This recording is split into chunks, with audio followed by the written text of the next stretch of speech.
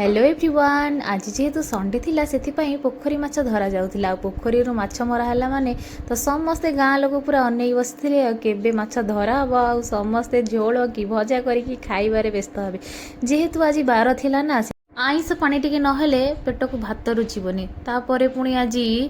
पुणी गाँ पोखरी माछ तो कहले खाइले कौन हम बो ये परिष्कार कर मने मने भावुली से बड़ माछ जो 5-6टा पड़ा से गोटे हेले आम भाग में पड़ो हेले गाँ लोक मैंने गोटे भी हेले देलेनी।